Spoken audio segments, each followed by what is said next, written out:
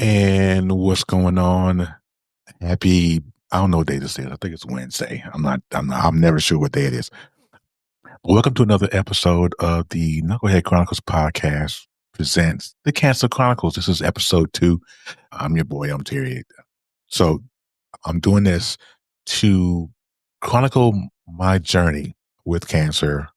I, I- I'm still getting used to that, getting used to that term, being a cancer patient and all that. It still hasn't really sunk in. But tonight's episode, I think, is going to be pretty good because tonight I want to talk about mental health and how it affects men. Men's mental health. I know it's a month in the year. I'm not sure which month it is that focuses directly and totally on men's mental health. My mental health is in no shape, form where I need it to be. I have some things that I deal with on a daily basis that I dealt with before I got my diagnosis, and how this diagnosis has intensified since my diagnosis. Now, a few things before we get into that is that one, you know, doing a Google search. I mean, it's simple. It's simple Google searching and trying to get information for the show for this episode. And I was Googling earlier and I put in men's health, cancer, right? And one of the things that I read because it gives you, now with Google, it gives you an AI overview of, the subject that you typed in. And so I put it in and the first thing it said to me was that men with cancer can experience a range of mental health issues, depression, anxiety, fatigue, which I have all three of those things. Depression, as defined with Google, is a common mental health condition that can cause feelings of sadness, hopelessness, and loss of activities. Anxiety is defined on Google as it can be elevated in men's cancer. Fear, as defined in Google, can result in discovery of cancer, and the future uncertainty, which is one of the things, is one of the is I think the future uncertainty is the biggest one.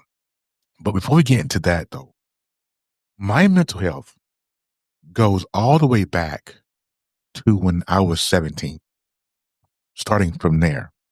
And if anybody who has watched this episode or watched me, or watched the podcast, I've talked about this several times, to where, at 17 years old, I found out that the man who raised me wasn't my biological father. Now, I will tell you, finding that out at such a late stage in my life was definitely, a hard, it was a definite hard pill to swallow. And so when I got into the dating world, that particular thing was really a factor in how I dealt with people, how I dealt with women.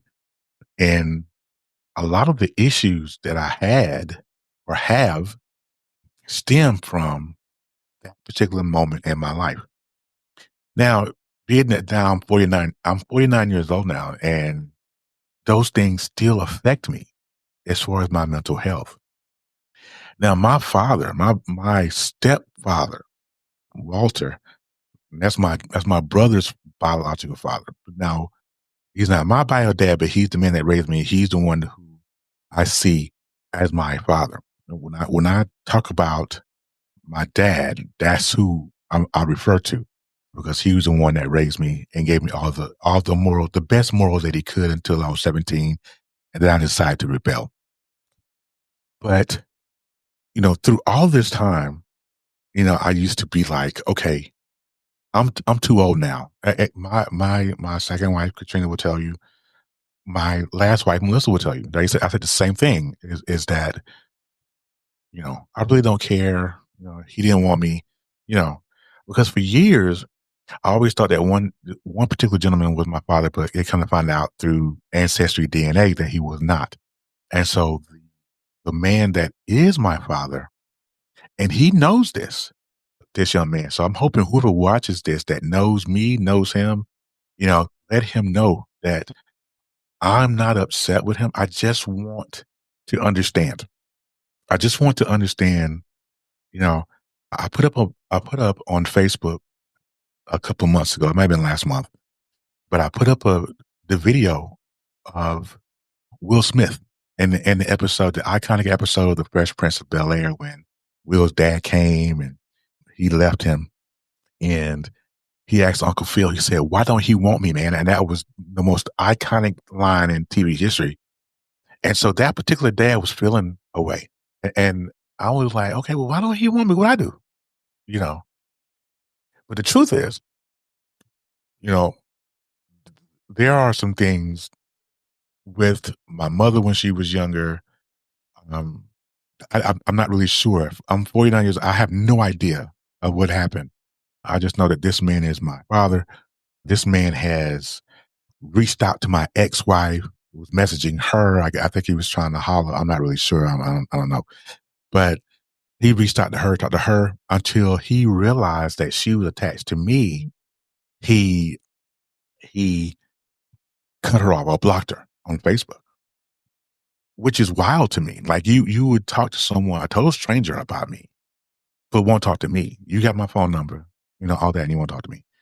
I said all that to say this is that has affected my mental health. That's before the diagnosis, right? Because because of that, I raised my daughters a certain way. I was not in their life because of what he did to me because I did not know how to be a father. I didn't know. You hear a lot of men that are not in their children's lives and they give you all kinds of excuses. One thing I will never do on any episode of any podcast, anything that I ever do, will never give you an excuse. I was a piss poor father. And I can't really blame people, but I do blame him to a degree because had he just been a part of my life, I would have known how to be a father. But that's besides the point. This is not a petty rant. I'm not going to do that. Right. But I will say this, it's hurtful. And the truth is I walked out a lot of hurt through my life because of that and not uttering the words and not saying what I felt and all of that, that thing was what made my mental health what it is. Now, is it up to me to fix it? Absolutely it is. I can't because I know he's not going to fix it. I know he's not going to, he's not going to step up. But I've had people in my life who came forward and said to me, well, this is what you should do. This is, you should reach out to this, give me all kinds of resources. I've done all those things. I made, those of you that follow me know that I just lost my grandmother, who was that, outside of my mother, that was my heart, right? And so my grandmother, rest in peace, grandma, Grandma Maggie, when she passed away at the funeral, my cousin FaceTimed me at the burial site. And I found out later through my ex, not nobody reached out to me, reached out to my and told her that he was actually at the funeral. He was at the funeral, was at the burial site, at the repast, the whole 9 yards. But he picked up the phone and called me one time. No, now that hurt. Now I've gone through a lot of things in my life. Lost my mom, grandma, things of that nature. Being married and divorced 3 times, all of that, and it just compounds the mental health. Now there are some days that people that know me for sure know that I walk in a deep state of depression 85% of the time. The other 15%, I'm chill, I'm laughing, I'm joking. I can crack jokes with the best of them sometimes, but deep down though, it's one of those.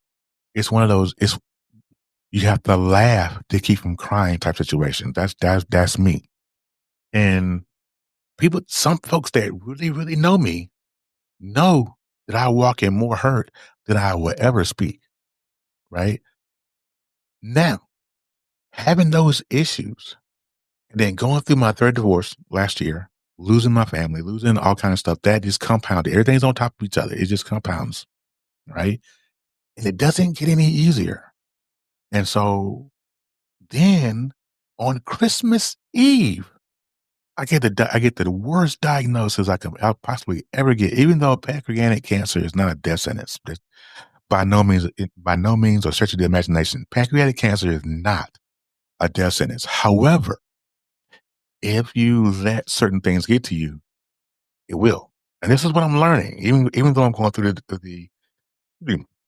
I'm going through everything now, I absolutely understand that if I stop doing certain things, like if I stop doing this, if I stop interacting with people, if I stop, I, this eventually will kill me because I will lose my passion for doing anything else. And but it's so hard though, dealing with mental health and dealing with different aspects. And, you feel like you're a burden on people because you're going through certain situations and you feel like with certain folk, you're walking on eggshells and everything they say to you is an attack. You know, when that's because it's a mental issue. It doesn't have anything to do with what the people that have said to you or what they have done to you. It's simply because there's some things that I personally have not dealt with. And that's the reason why I always feel like I'm always being attacked, from people. And a lot of times people are not attacking me. It's just that's the way I assume or take things. Some people say shit. I'm sorry. People say stuff, and yeah, it's an outright attack. It's a sneak diss. It's whatever. Or what's the word? Is it gaslighting? Is that the word they use? But sometimes some people genuinely don't mean you any wrong, but because of different situations, mental health, that affects people. My mental health affects me, and it affects me in a way where I'm a I function in depression, barely, but I function in depression, and I just being that's been 100% real. And I know that there are people that's going to watch these reels, going to watch this short, and it's going to watch this video, listen to this podcast, and going to see me comments and going to say, we wish you the best, and I appreciate all of those comments, I really do. And there are some days where I can read those comments or I can, people will inbox me on Facebook and I can, and they'll tell me, we wish you the best. We're praying for you, this and that. But what I realized through all of this is that I have to do the work, right?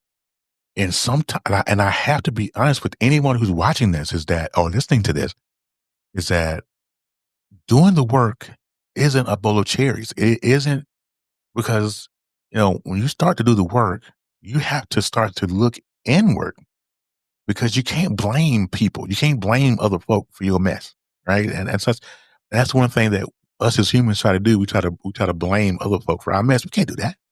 That's our mess. Those are our things that we have to deal with personally.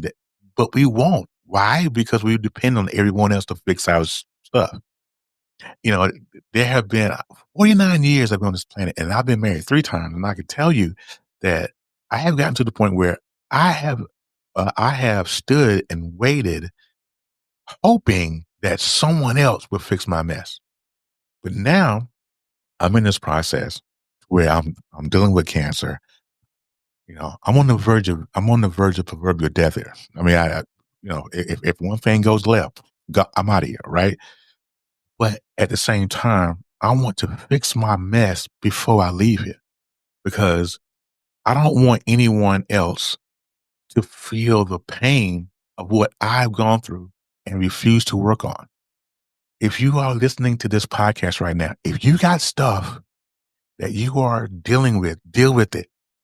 Stop depending on other people. This is for me too. I want to be clear when I say this. This is for Terry too. This is not just for everybody else. This is for me. This is my healing journey. This is what I do to heal. And when I say stuff to you guys and I say, hey, you should do this, I'm saying I should do this too because it's totally on me, right? And I want to make sure that I'm giving story times. I'm giving you guys I'm giving you guys transparency and realness that will affect you to where you have no choice but to work on yourself. And this is for me too.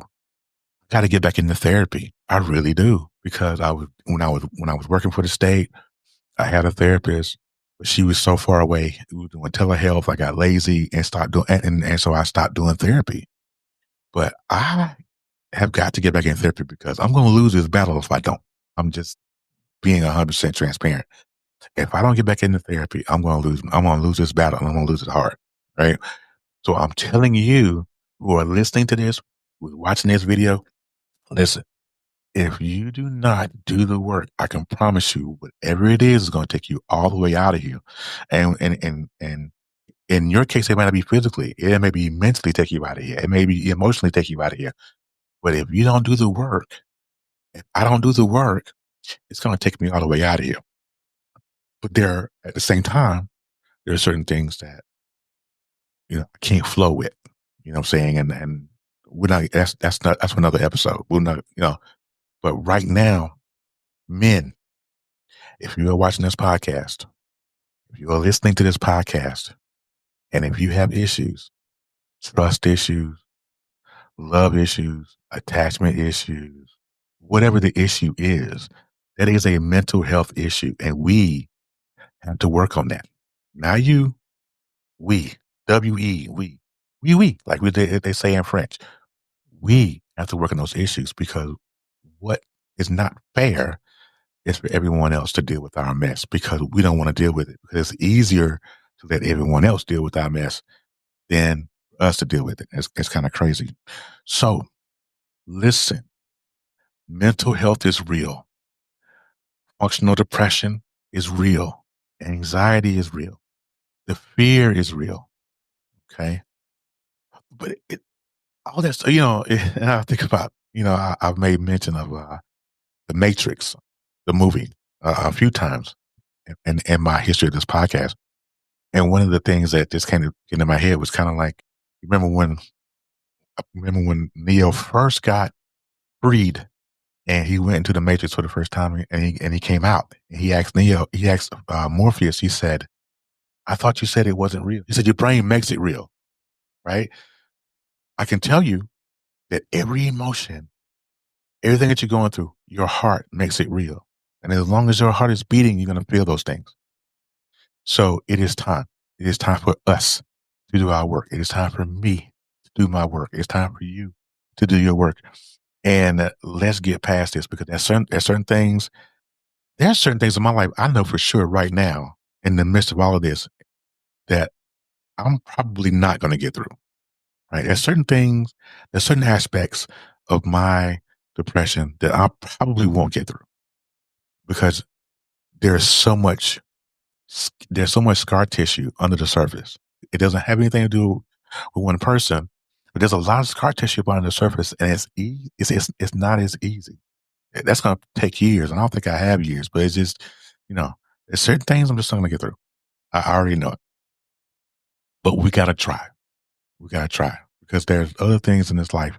There's certain aspects of this life that we have to make good on, and just making sure that everybody else in our life is not affected by our mental health and our mental issues. So this is episode 2 of the Knucklehead Chronicles Podcast, presents the Cancer Chronicles. Listen to me. If you have enjoyed this podcast, if you'd like to listen to my voice or what I'm saying, or you want to follow the story time, listen, join me on podbean.com. Subscribe to the YouTube channel. Please leave comments and interact with the podcast. Interact with me. If you have any questions, email me, knuckleheadchroniclespodcast@gmail.com. Interact with me, and I will see you in episode 3. Episode 3 is going to be on chemo day, which is Friday. That way you kind of can see what the inner workings is and what I go through on chemo days, which is fun. So looking forward to episode 3. You guys have a great rest of your evening or day, and I will see you next time.